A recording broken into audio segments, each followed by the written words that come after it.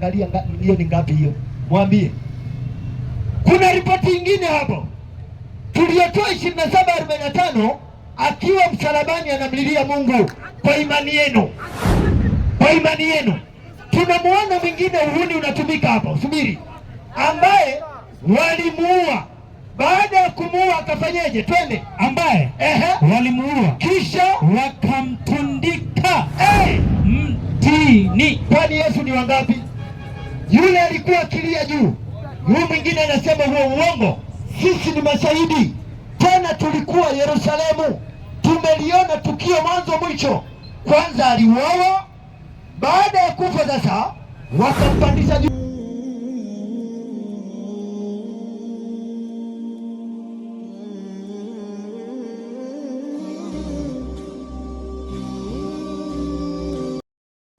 Afanyeje? Atundikwaye juu ya mti. Kwa sheria hiyo kwenye ile sheria ya Musa ile aliyekuwa amepewa kuhusu wenye dhambi, hiyo ilikuwa hukumu ya wale ambao wameshatenda dhambi. Nyakati zile za Musa walikuwa wanatandikwa msalabani.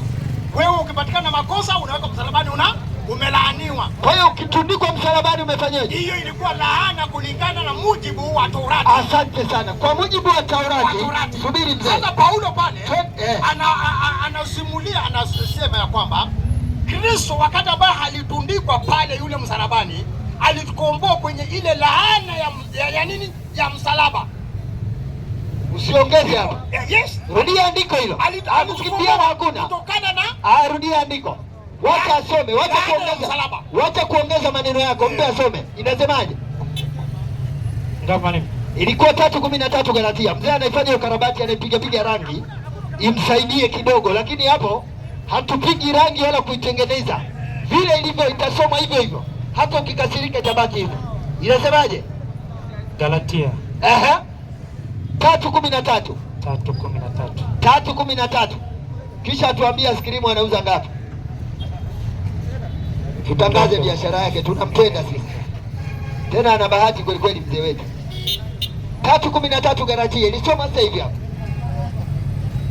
Sasa hivi imesomwa. Ikihama mimi nahama, ninazo nyingi.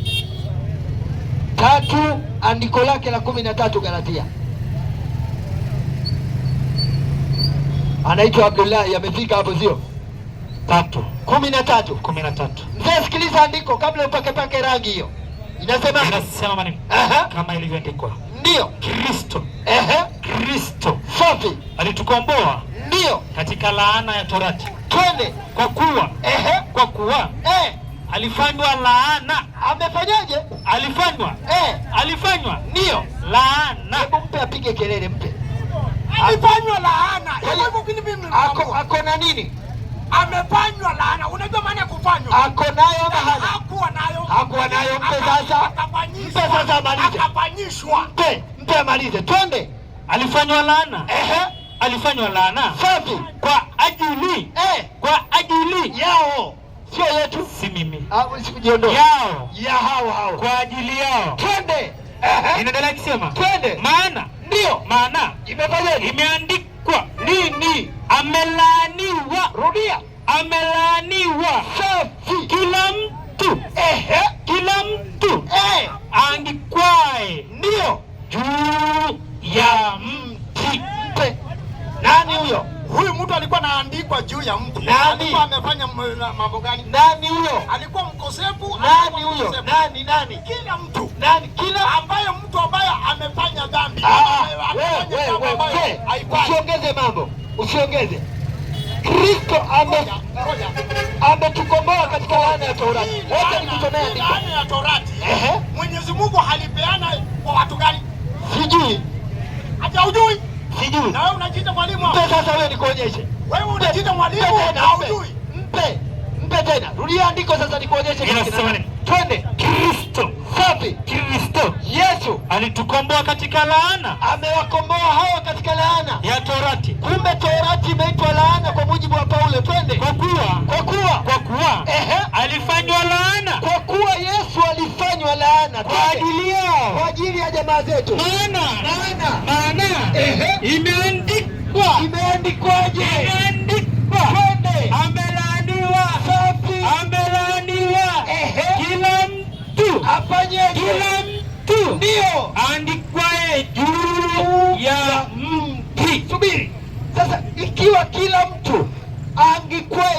ya mti amelaaniwa. Sasa mtoe Yesu katika watu. 8:40 Yohana, harakisha mkono. 8:40 Yohana. Ikiwa Yesu si mtu, basi atatoka katika hiyo laana. Lakini ikiwa mnaamini kwamba kaangikwa msalabani na Biblia inasema kila mtu, Yesu ni nani? Twende. Lakini safi, lakini sasa safi, mnatafuta kuniua. ndio Mnatafuta kuniua. Mimi nani? Mtu. Yesu ni mtu. Maliza. Mimi mtu safi, ndio nimewaambia ile kweli. Subiri. Kwa hiyo kama Yesu ni mtu, Paulo anasema kila mtu aangikwaye juu ya msalaba amelaaniwa. Kwa hiyo sisi Waislamu hatuwezi tamka hayo maneno. Katika wale mitume 5 bora wameitwa ulul azmi, Yesu ni mmoja. Hatuwezi kulisema hilo. Sisi juu ya Yesu tunasemaje? 3:45 kitabu cha Qur'ani. Sikiliza, Biblia vile inamchukua Yesu na Qur'ani vile inampa heshima Yesu. Kisha mtu wa lambalamba huyo atatueleza kati ya Qur'ani na Biblia kitabu gani kimempa heshima Nabii Isa alayhi salam. 3:45 twende. Inasema baada billahi minash shaitani rajim. Bismillahir rahmanir rahim. Twende. Kumbukeni uliposema malaika, safi, ewe Mariamu, ndio Mwenyezi Mungu anakupa habari njema za kumzaa mtoto bila ya mume. Twende. Bali ndio kwa kutamkwa ndio neno tu litokalo kwake la kukwambia zaa, safi, ukazaa pasina kuingiliwa. Jina lake ndio ni Masihi Isa, ndio mwana wa Maryam. Hapo unapotaka kusoma sasa hivi, aste pole pole, mwenye heshima. Rudia tena. Mwenye heshima, safi, katika dunia. Kwenye dunia tunaishi na ahera. Hebu mpe nisikie kelele yake. Nani huyo? Sasa tumetoka kwa msalaba, tumeenda mambo mengine. Nauliza tu, huyo ni nani huyo? Nisomee Mathayo 16. Haya, mpe tena. 24. Haya, mpe. Waislamu takbir. Ikiwa sisi tunamnasibisha Nabii Isa kupitia Qur'ani kwamba Mungu amemheshimisha, anapata heshima ndani ya dunia na akhera, wale wanasema sisi tunamfuata huyo Isa, wanasema huyo amelaaniwa. Inna lillahi. Sisi hatuwezi kuyasema hayo. Kisha tukio la msalaba, mzee, tukio la msalaba si la kweli. Hili tukio ni la kijanja, Mungu analikasirikia, na hili tukio halijamfanyikia Nabii Isa. 27:63 kitabu cha Mathayo. Hili ni neno ambalo linamuudhi Mwenyezi Mungu. Yaani Yesu aende akakae uchi. Hata wewe na biashara yako hujawahi kaa uchi, kisha muende mkamwangike uchi, mumpigie viboko, mumtemee mate, kisha mseme amesulubiwa ndio muokolewe dhambi. Wewe mzee wewe, yaani Mungu wao anataka Mungu wewe. Yaani Mungu wao. 63 twende. Inasema wakasema Bwana, ndio tumekukumbuka kwamba 22 anzia 62 hata siku ya pili, safi, ndio iliyo baada ya maandalio, wakuu wa makuhani na Mafarisayo, safi, wakamkusanyika Pilato, ndio wakasema, ndio Bwana, tumekumbuka kwamba nini? Yule mjanja alisema alipokuwa akali hai, twende, baada ya siku 3. safi. Hebu tulia mzee. Usiniumize bana. Unajua kesho anauzaga hivyo. Niko mgonjwa. Ngoja kwanza. Niko mgonjwa. Hizi askilimu anauzaga hivyo. Sasa wakati wote wanaenda wanauza. Sasa hapa sio kuuza, kuna maandiko yanasomwa. Soma sasa andiko. Na leo kacheka. Kumbe akicheka anakaa hivyo. Inna lillahi. Inasema nini? Hata siku ya pili. Ndio ile amecheka tena. Waislamu raha. Ashawahi cheka kanisani huyu? Inasema nini? Ngoja kwanza. Ashawahi kucheka kanisani? Kule hakuna kucheka. Utacheka ukiwa katika madrasa ya Nabii Muhammad sallallahu alaihi wasallam. Kule kote unaingia umefura kama umelamba dimu, mwanzo mwisho, tena sadaka unaharakishwa. Hapa tuko hivyo taratibu tu. Amecheka tena. Soma sasa. Twende. Hata siku ya pili ndio ile baada ya maandalio, ndio wakuu wa makuhani na Mafarisayo wakamkusanyika Pilato, wakasema, nini? Bwana, ndio tumekumbuka kwamba ndio yule mjanja alisema alipokuwa akali hai, twende,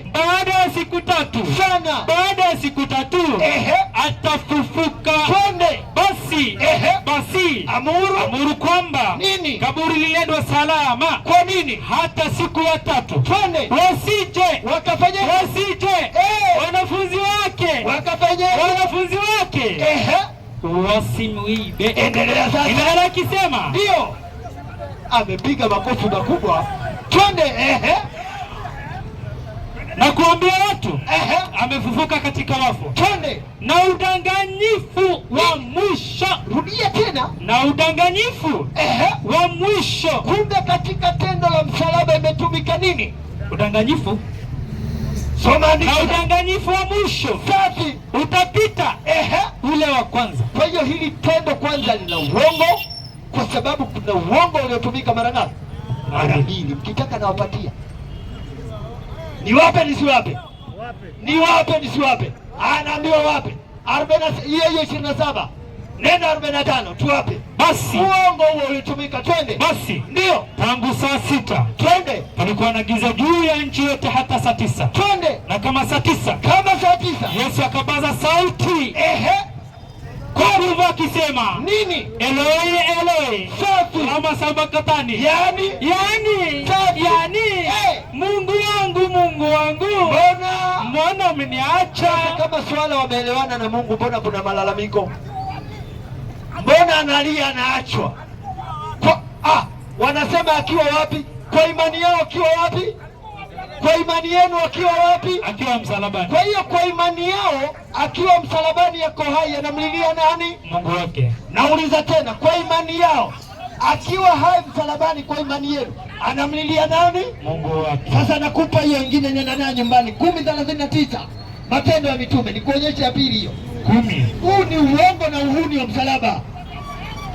10:39 Matendo ya Mitume. Sema kwa andika. Nasi tu mashahidi. Rudia tena. Nasi tu mashahidi. Endelea. Wa mambo yote ndio aliyotenda katika nchi ya Wayahudi. Twende.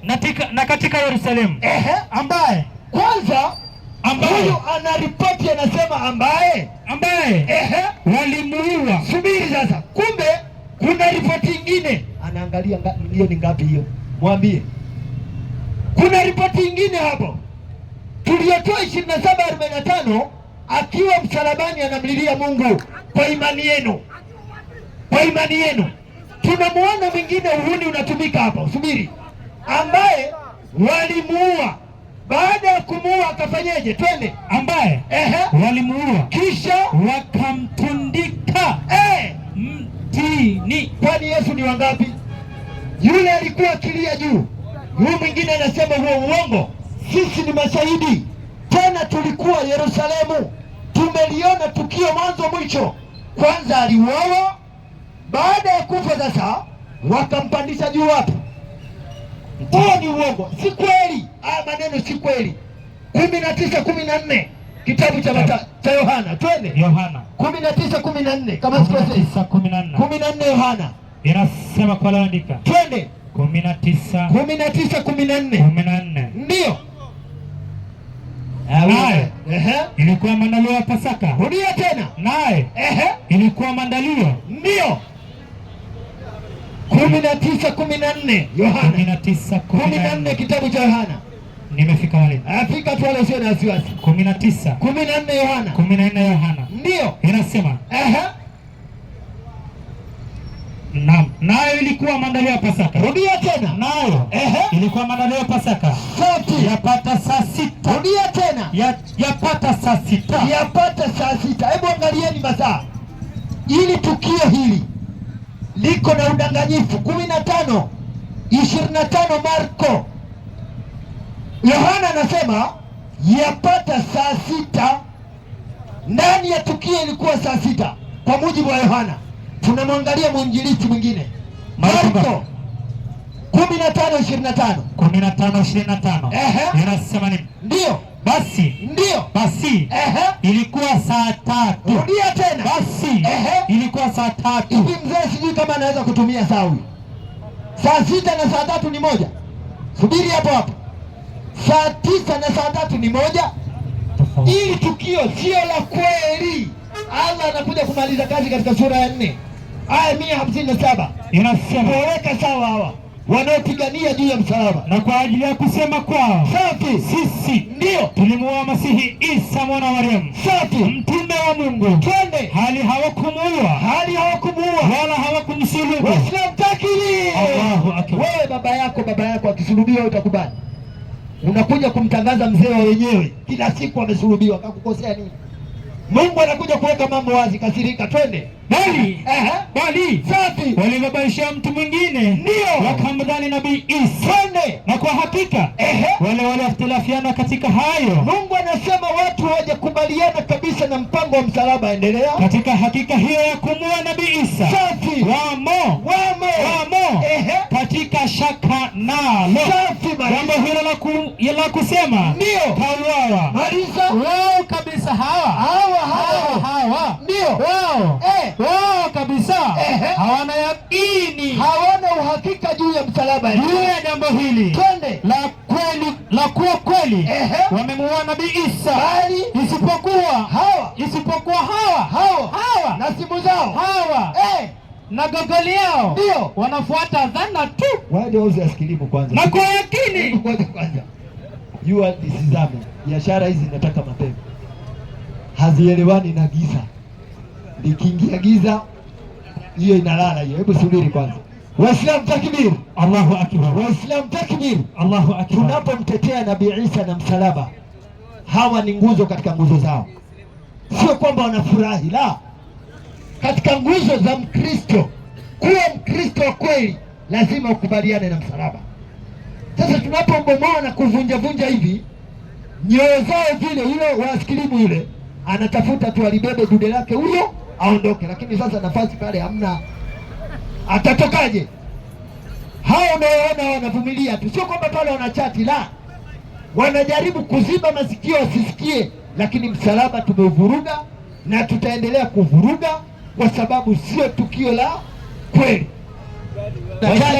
tunaleta hapa. Kwa hiyo ukiambiwa arudisha, unakuwa mtiifu na mwenye heshima, kwa sababu si zako na wewe sio umezileta hapa. Kwa hiyo ukiambiwa rudisha, fanya heshima. Hapo tumeelewana. Waislamu nimeambiwa nimebakisha 1250 basi. Huyo si ndio nani? Ndugu yangu, nimekujibu mara nyingi, huyo Yesu ndio Mungu. So kumbe kuna wakati Mungu alikufa. Sasa sisi wanadamu tunakaa tunakumbuka kifo cha nani? Cha Yesu. Alikufa tarehe gani? Hiyo tarehe haina maana. Haina maana. Haina maana. Haya. Kwa sababu Mungu hana tarehe. Mungu hana tarehe. Sasa kifo cha Yesu sawa, ambaye ni Mungu, tarehe haina maana. Subiri. Tu. Mungu hana tarehe, lakini mwezi anayo. Mwezi. Mwezi ya kuzaliwa labda. Subiri. Tarehe Mungu hana, sawa? Lakini Mungu alipoumba dunia na alipoumba mbingu na ardhi, aliweka miezi, sawa? Aliweka. Mwezi utajuaje imeisha? Si wakati imeisha. Utajuaje imeisha? Zikisha. Sasa mwalimu utajuaje mwezi imeisha? Mwezi, kwa mfano tuko mwezi wa 3, mwezi wa 4 itaisha tarehe 30. Sasa subiri. Wewe unaekeje tarehe 30 wakati umesema Mungu hana tarehe? Kwa sababu binadamu waliweka tarehe. Sisi binadamu ndio tunaweka tarehe. Na aliweka mwezi ni nani? Mwezi hii unasema mwezi ama unasema mwezi gani? Are you talking about moon or man? Brother, hebu kwa specific. Ngoja kwanza. Usijifanye hapa sasa unajua Kiingereza sana. Ukakosa kuelewa ndicho kuuliza. Usijifanye najua mwalimu. Unajua? Tunaongelea kuhusu zungumzi kuhusu moon. Okay. Sawa? Yes. Sasa mimi nauliza hivi. Utajuaje mwezi umeisha? Inafaa ulipe mshahara kama unafanya kazi. Utajuaje? Sasa unahesabu tu, leo ni tarehe 1. Utahesabu na nini? Ikifika tarehe 30 na siku, utahesabu na siku. Na masaa. Ikifika tarehe 30. So ina maana mwezi uko na tarehe, sawa? Ina maana mwezi uko na tarehe, sawa? Mwezi ndio tarehe mwalimu. Sawa. Leo ni tarehe 1 mwezi wa 4 mwaka 2020. Sawa. Hiyo yote ni tarehe. Sawa. Unasema nini? Sawa. Mwezi uko na tarehe. Mwezi uko kwa tarehe. Mwezi uko kwa tarehe. Oh, sio tarehe kwa mwezi. Mwezi iko kwa siku. Siku iko, mwezi iko na siku. Asante. Wacha tumalize hivi Evans. Kwa sababu wewe ni mwalimu mzuri. Mshindani ambaye hataki kuelewa kinachoulizwa. Mimi nauliza hivi. Kama mwezi iko kwa tarehe ama tarehe iko ndani ya mwezi, nataka nijue mtajuaje kwamba mwezi umeisha, tunaanza tarehe nyingine kwenye mwezi nyingine? Kulingana na vile iliwekwa kitambo, hatukuwa tumezaliwa. Wapi inahesabuliwa? Iliwekwa wapi? Mwalimu, hiyo ni history sasa. Hii ni history. Utawapigia kwa sawa. Sasa subiri. Sasa subiri. Sasa tarehe haina maana. Tarehe haina maana, sawa? Sasa mwezi aliyokufa Yesu ilikuwa mwezi wa ngapi? Mwezi aliyokufa Yesu alikufa kwa mwezi wa kwanza kulingana na nauliza hivi Wayahudi. Ngoja kwanza. Yesu alikufa mwezi gani? Mwalimu, Yesu alikufa mwezi wa kwanza kulingana mwezi wa kwanza. Kumbe Yesu alikufa mwezi wa kwanza, sawa? Ndio. Na hii mwezi wa 4 hii Friday ya inakuja itakuwa kwenye Januari ama itakuwa kwenye mwezi gani? Itakuwa Aprili. Itakuwa Aprili. Kwa nini mlihamisha kutoka kwenye Januari mkaleta Aprili? Kwa sababu kuko na mwezi aina 4. Kuko na tarehe aina 4. Sawa. Kwa mfano, kuna tarehe ya Waislamu. Asante. Sawa? Mwezi wenyu wa 9 ilikuwa tarehe gani? Mwezi wa 9. Mpe. Haya, mpe. Naam. Ushamaliza? Ushamaliza? Naam. 36:9. Kitabu Qurani. Yeremia. Ndio. 30 ngapi? 36:9. 36:9. Kwa wale andika 36:9. Basi ikawa katika mwaka wa 5. Kwanza hapa kuna mwaka ni wa 5 wa Yehoyakim safi mwana wa Usia safi mfalme wa Yuda. Ndio. Katika nini? Mwezi wa nini? Wa kenda. Mpe. Anayo. Kenda ni nini? Kenda inakuanga 9. Kenda ni 9. Aya, mpe. Endelea. Watu wote waliokuwa wapi? Waliokuwa katika Yerusalemu walifanyaje? Na watu wote ndio waliokuja Yerusalemu walifanya nini? Kutoka mji wote wa Yuda safi wakapiga mbiu ya kufanya nini? Ya kufunga. Mpe. Anishajibu. Sasa mwalimu unasema sijakuuliza stories za kufunga. Nimekuuliza mwezi wetu ilikuwa mwezi gani? Umeuliza hivi. Israeli. Umeuliza hivi. Wewe yenyu Waislamu mwezi gani? Ngoja kwanza. Evans. Unajua mimi si yule ulikuwa nafikiria. Wewe ni ule. Umeuliza hivi. Nyinyi Waislamu mnafunga mwezi wa ngapi? Nimeuliza kufunga ndugu zangu. Sijauliza kufunga. Hapo rudisha kwa wewe uko na mambo kwa akili. Hapo rudisha kwa mic kidogo. Hapo rudisha kwa mic kidogo. Wewe brother mwenye akapo nyuma boni. Na kuomba hapa mbele. Kuja hapa mbele. Maria, Firi, mpe kiti huyo. Kalia hapo. Patieni boni kiti. Yaani ndugu zangu mimi nilisema siku hizi na kujibu shortcut. Na kuhoji ukiingia box yangu na kupa andiko na kufunga, ukigeuka tu kiniuliza na kujibu shortcut na maliza. Sasa kama huko umeuliza nini? Samahani. Mpe Yusufu. Yusufu, habari gani? Salama. Unaendeleaje? Poa. Asante. Mimi bado niko na issue na wewe. Naam. Na issue tunamaliza saa hii. Maliza.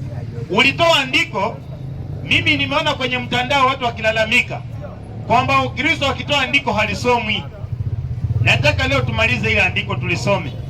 Una wakati umetoa katika Mathayo 10:1. Naomba isome alafu ile swali lako nimalize. Isije kaonekana nilikimbia. Kwa mtandao wanauliza. Wanauliza sana kwa nini nilikimbia ile swali. Hebu soma. Watu wa mtandao na shukuru. Asa umpa some. Mathayo 10:1. Ndio. Bwana wa mavuno apeleke watenda kazi katika mavuno yake. Ndio. Akawaita wanafunzi wake 12. Naam. Akawapa amri juu ya pepo wachafu. Ndio. watoe na kupoza magonjwa yote na udhaifu wa kila aina. Enda 2. Na majina ya hao mitume 12 ni haya. Wa kwanza, Simeoni aliyeitwa Petro, na Andrea nduguye, na Yakobo wa Zebedayo, na Yohana nduguye, na Filipo, na Bartholomayo, na Tomaso, na Mathayo mtoza ushuru, Yakobo wa Alfayo, na Thadayo, Simeoni Mkananaye, na Yuda Iskarioti, ambaye naye ndiye mwenye kumsaliti Yesu. Yusufu, hiyo siku nafikiri tulikuwa tunajadili kutumwa kwa Yesu. Lakini sasa wewe ukawa unasema kwamba anayetumwa na kwa Mungu, lakini ukawa unatoa ile andiko na sikupa nafasi ile andiko kusoma. Sasa nimesoma, naomba ujenge hoja yako hapo. Hoja yangu ni hii. Yesu amewaita mitume 12. Hawa mitume amewapa uwezo wa kuponya kila ugonjwa, kufufua waliokufa na kutoa mapepo. Swali yangu ni hii. Mwanadamu wa kawaida ana nguvu ya kupatia wengine mitume wake kama wacha nitumie mfano mmoja ndio unielewe mzuri.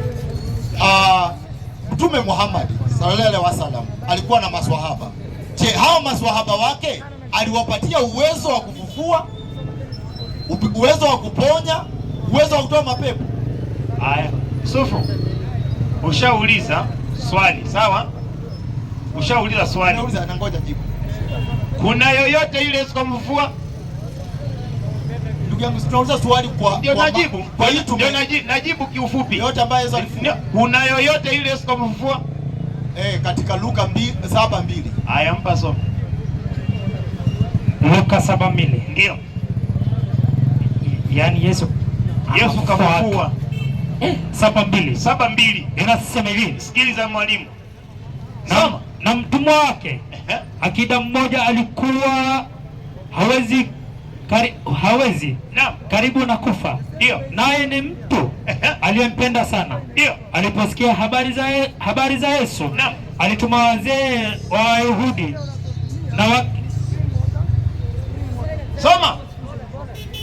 wazee wa Wayahudi kwake kumwomba aje amponye Yesu, amponye mtumwa wake. Safi. Na walipofika kwa Yesu, walimsihi sana wakisema, nini? Amestahili huyo mtendee neno hili. Safi. Maana analipenda taifa letu, naye alitujengea sinagogi. Safi. Basi Yesu akaenda pamoja na hao. Hata walipokuwa si mbali na nyumba yake, yule akida alituma rafiki wake. Mwalimu, naam, mbona ndiko limekuwa ndefu bwana? Sasa ende kwenye point, direct time ni mbaya bwana. Tunaendelea mpaka wapi? Nifikishe mpaka wapi? Mwalimu, naam, angalia, usisome mpaka kwambie twende hapa. Kama hana patia boni kidogo. Sikiza ndugu yangu, ukisoma hii habari, mimi nenda kwenye point direct. Si mimi nimekwambia tu soma 11. Baada kidogo alikwenda mpaka mji mmoja uitwao Naini, na wanafunzi wake walifuatana naye pamoja na makutano makubwa.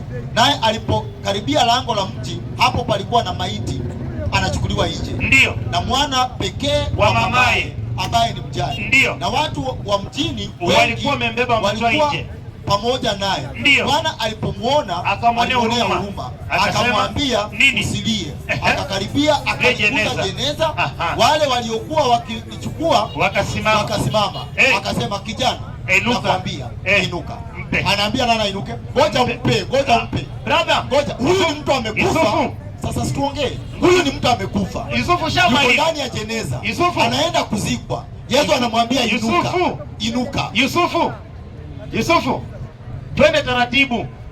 Umeshatutolea andiko Yesu kafufua aliyekuwa amekufa. Sawa? Umepata? Nimepata. Umeelewa? Sijaelewa bado, nataka unieleweshe. Umekubali? Ngoja kwanza. Huyu ni Yesu kashamfufua huyu mwanafunzi au mtoto wa mama. Ukauliza, je, kuna mahali maswahaba wa mtume washaifufua mtu yoyote? Ukatoa andiko kwenye Biblia, Yesu katuma wanafunzi wake ili waponya watu na wafanye yote. Nitajibu swali lako rahisi. Nitolee mwanafunzi mmoja mwenye alifufua mwingine. Mpe. Nipatie nani? Nitolee mwanafunzi. So umesoma katika kitabu cha Mathayo, Yesu wanafunzi wake waliweza kufufua hata na kuponya waliokuwa na magonjwa. Nitolee mwanafunzi mmoja wa Yesu ambaye na vile vile alifufua. Mwanafunzi wa Yesu ambaye alifanya nini? Alifufua. Ndio huyo hapa. Ndio huyo nakupatia. Ngapi? Matendo ya Mitume. Haya tunasoma. Na mwanafunzi mmoja aliyekuwa Yafa, jina lake Tabitha, tafsiri yake ni Dorcas. Sinasoma ndio hii naisoma. Mwalimu 9:30. Mwalimu chukua maiki. Matendo ya Mitume. Chukua maiki. Umejua amefufuka. Mwalimu chukua maiki. Habari za Matendo ya Mitume ni habari za Paulo. Mimi sijakutuma kwenye Paulo. Brother Yusufu, usinifunde Biblia. Yesu ameacha injili 4: Mathayo, Marko, Yohana na Luka. Matendo ya Mitume hizi ni habari za Paulo. Paulo ndiye amezungumza huko, ndiye akaanza kuita Wakristo kwanza pale Antiokia alipotesa wanafunzi wa Yesu. Mimi nimekuuliza, wapi mwanafunzi wa Yesu ambaye alifufua? Sasa kwa sababu huna jawabu, mpe maiki asikie swali langu tena. Yusufu, ndugu yangu, ngoja kwanza, wacha isomwe kwa sababu, ngoja kidogo. Kama wewe ni mtu wa kweli, Petro amefufua mama hapa. Petro alikuwa mwanafunzi wa Yesu. Mbona hutaki hao watu wajue? Petro alifufua watu. Sawa. Pia Muhammad alifufua nini? Alifufua mosquito, alifufua panya ama alifufua nini? Yusufu, ngoja. Yaani hivi kukupa maiki kuzungumza kiutaratibu ndio kukosea kwangu? Mpe. Yusufu, tuongee kwa zamu. Kama utaongea kwa zamu, nibadilishe maiki. Kwa sababu Yesu alifufua. Yeye ni nani? Yesu alifufua. Kwa sababu Yesu amefufua, yeye ni nani? Yeye ni Mungu. Na Petro kwa sababu alifufua, yeye ni nani? Ni mtume, amepewa mamlaka na Yesu. Yesu amempatia uwezo wa kufua. Yesu ni Mungu, amempatia Petro. Petro akafua. Nipatie mahali ala alipatia uwezo wa kufua. Chukua maiki. Yohana 11:40 soma sasa tuanzie. Yohana 11:40. Ninasema kwa andika 11:40. 11:40. Ndio. Inasema nini? Naam. Yesu akamwambia, mimi sikukwambia ya kwamba ukiamini utauona utukufu wa Mungu. Safi. Basi ndio wakaliondoa lile jiwe. Naam. Yesu akainua macho yake juu akisema, ndio Baba. Mpe. Yesu aliita nani? Baba. Mpe. Baba. Ndio. Nakushukuru. Ndio. Kwa kuwa umenisikia. Nami ndio nalijua kuwa wewe wanisikia siku zote. Aliyekuwa anasikia Yesu, Yesu alikuwa anamsikia Yesu ni nani? Baba. Ambaye ndio nani? 14. Sijakuuliza ndivyo. Yohana 14:7. Wacha tueleze. Endelea mwalimu. Haya mpa kusoma mwalimu, endelea. Endelea kusema. Ndio. Nami nalijua kuwa wewe wanasikia siku zote. Ndio. Lakini kwa ajili ya mkutano huu wanaohudhuria nalisema haya ili wapate kusadikia kwamba ndiwe ulifanyaje? Ndiwe uliyenituma. Brother, taratibu. Umesema tuongee na taratibu. So kumbe hapa Yesu kuna kitu anaomba, sawa? Kwa ajili ya mkutano huu wasadiki waliohudhuria, kwa kuwa wewe ndio uliofanyaje? Aliyomtuma nani? Tulia, ni kueleza hata mimi. Maelezo peleka polisi. Sasa wewe unasema tuongee kwa utaratibu. Mimi nimekuuliza aliyomtuma ni nani? Nakusikiza. Angalia ndugu yangu. Baba ametuma mwana. Abdullahi. Ngoja, baba ametuma mwana. Baba ametuma mwana. Aliyomtuma ni nani? Maelezo kwa gazeti na polisi. Nani aliyomtuma? Mpa jibu hilo. Ndugu yangu nyamaza. Tulia. Yesu ame